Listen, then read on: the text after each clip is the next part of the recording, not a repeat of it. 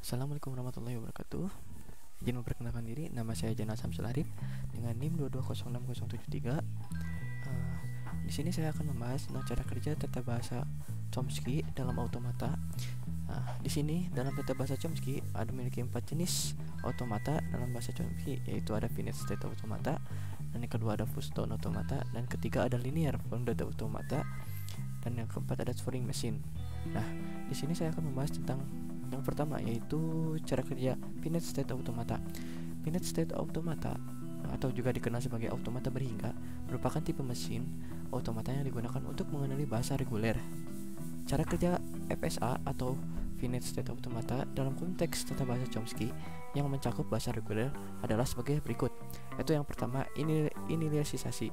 FSA memiliki sejumlah terbatas keadaan atau state yang disebut keadaan automaton state.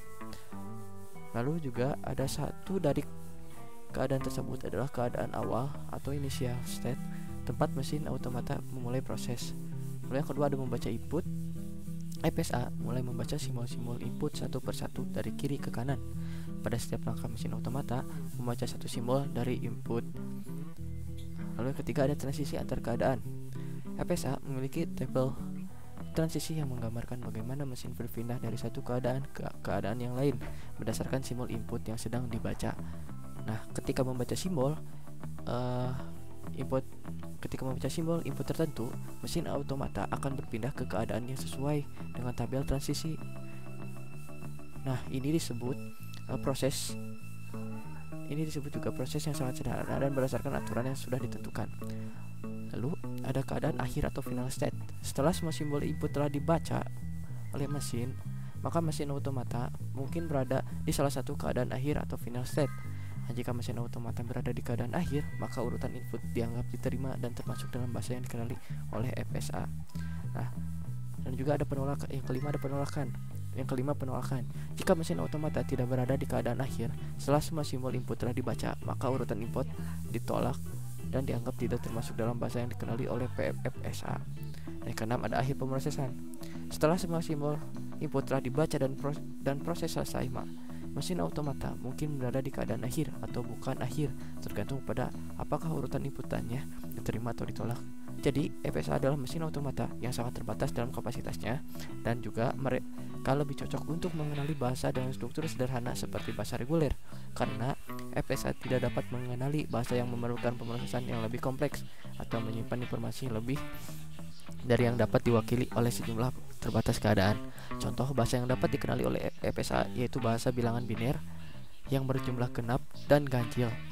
Lalu yang kedua ada pushdown automata. Pushdown automata atau disingkat dengan PDA digunakan untuk mengenali bahasa konteks bebas yang merupakan tingkat kedua dalam hierarki Chomsky.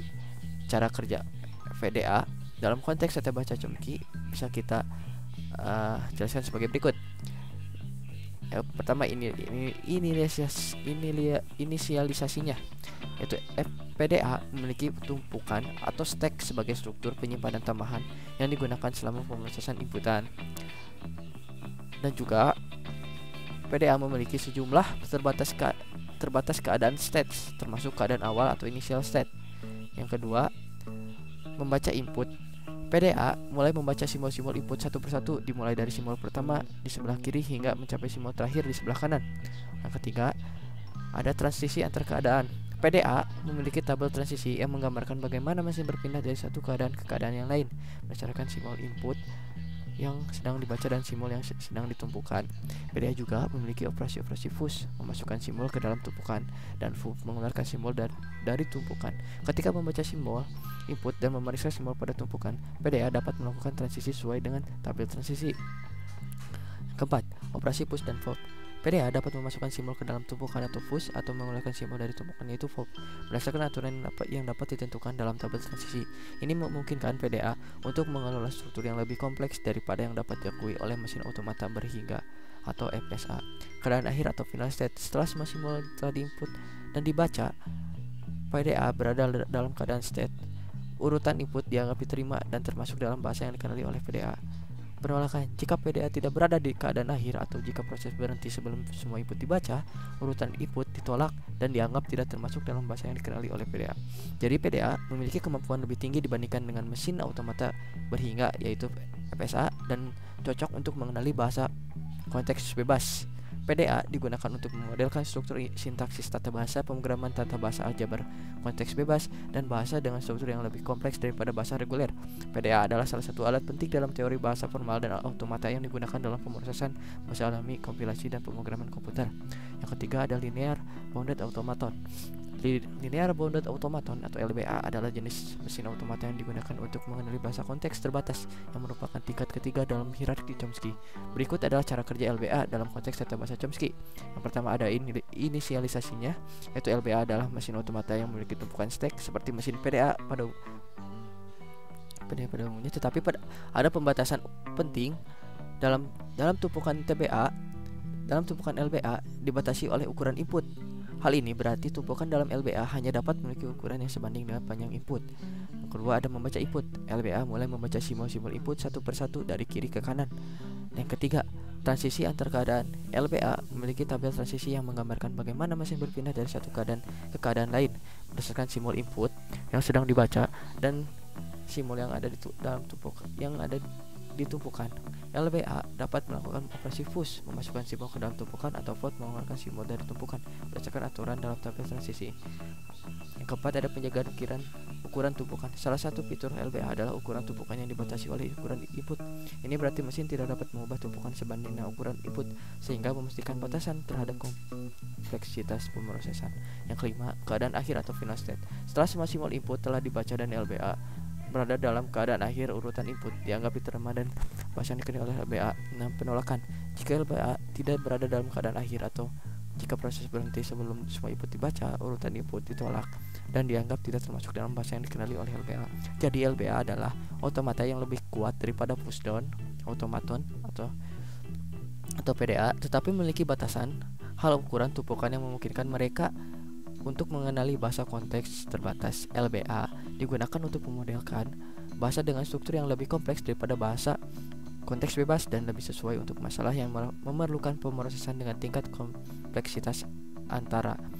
Linear Bounded Automata adalah salah satu konsep penting dalam teori bahasa formal dan automata, dan mereka digunakan dalam konteks seperti pemrosesan bahasa alami dan analisis sintaksis. Yang keempat ada Turing Machine. Turing Machine adalah mesin automata yang digunakan untuk mengenali bahasa rekursif yang merupakan tingkat tertinggi dalam hierarki Chomsky.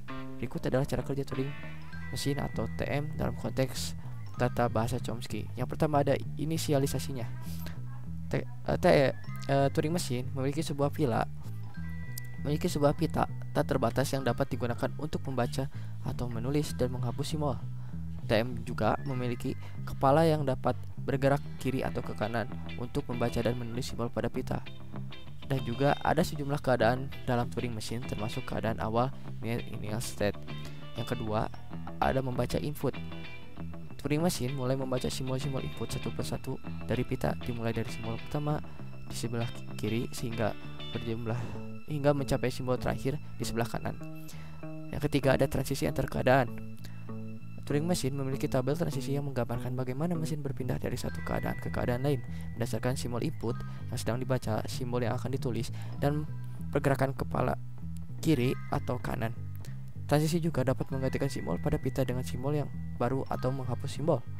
Kemampuan universal. Yang keempat, kemampuan universal. TM adalah mesin automata yang memiliki kemampuan komputasi universal. Hal ini berarti Turing Machine dapat mensimulasikan semua jenis mesin automata lain seperti pushdown automata atau mesin berhingga yaitu FSA dan melakukan perhitungan yang lebih kompleks. Yang kelima, keadaan akhir, acceptance state. Setelah semua simbol input telah dibaca, TM mungkin berada di salah satu keadaan akhir atau acceptance state. Jika TM berada di keadaan akhir, urutan input dianggap diterima dan termasuk dalam bahasa yang dikenali oleh TM. Yang keenam ada penolakan. Jika TM tidak berada di keadaan akhir atau jika proses berhenti sebelum semua input dibaca, urutan input ditolak dan dianggap tidak termasuk dalam bahasa yang dikenali oleh TM. Jadi mesin Turing adalah yang paling kuat dalam hierarki Chomsky dan memiliki kemampuan komputasi universal, yang berarti mereka dapat digunakan dan digunakan untuk memudahkan dan mengeksekusi berbagai jenis perhitungan dan bahasa formal. Mesin Turing digunakan dalam teori komputasi, pemrograman komputer, teori bahasa formal, dan pemrosesan bahasa alami, dan merupakan konsep fundamental dalam ilmu komputer. Mungkin cukup sekian dari saya tentang pembahasan cara kerja tata bahasa Chomsky. Mohon maaf bila ada kesalahan, dan juga mohon maaf bila tutur kata kurang berkenan dan kurang baik. Wassalamualaikum warahmatullahi wabarakatuh.